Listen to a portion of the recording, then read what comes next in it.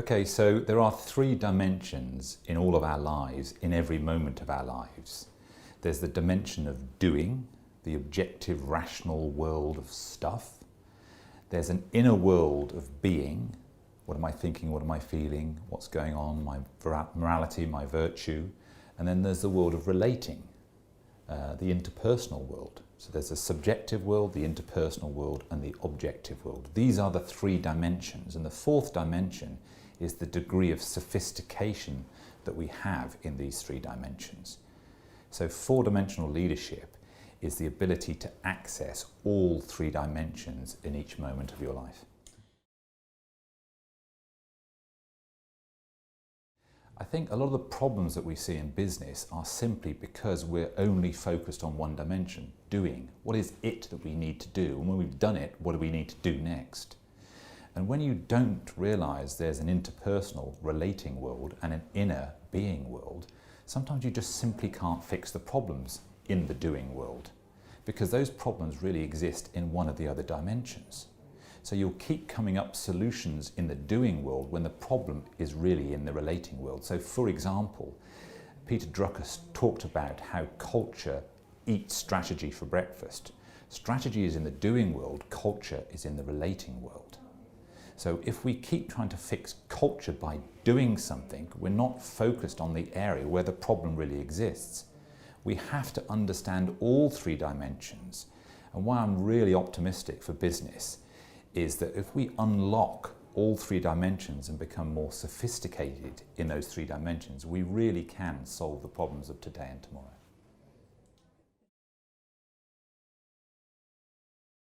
So in working with leaders all over the world over the last 20 years, we realized a lot of them, their focus had collapsed into one dimension, the dimension of doing. What is it that we need to do?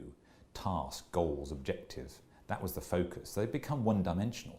And in becoming one-dimensional, they'd lost touch often with their own humanness, their inner world, their being. You know, who am I as a human being? Who is this human being that's showing up to do the doing? So in that collapse into one dimension, they'd lost touch with their humanity, and also it had taken their focus away from relationships, relationships with their peers, relationships with their customers, with other stakeholders. So there was an overwhelming obsession with task. And so part of the point is to say leadership really is about all three dimensions. And in fact, the fourth dimension is the sophistication they bring to each one of those three dimensions. So to solve the problems of today, you have to be a four-dimensional leader. It's been fascinating to see leaders are beginning to wake up to the realization that you can't solve a lot of the problems just by doing things. Some of these problems are to do with relationship. Some of these problems are to do with the quality of thinking that I personally bring to the table. So I have to bring better quality thinking. We've got to be stronger as a team. The culture has to evolve. The stakeholder management has to improve. So if I develop the quality of my thinking and I bring boundless energy, the relationships improve, we can really do a lot better at the task we're focused on. So how I'm being, how we're relating will transform the effectiveness of what we do. So I wrote the book to be highly practical. There's 2 chapters on it, 2 chapters on I, and 2 chapters on we. So, and bringing some new thinking to each of those dimensions. So what do we need to do differently? And how do we do that? How do I need to show up differently? How do I develop myself and really accelerate that?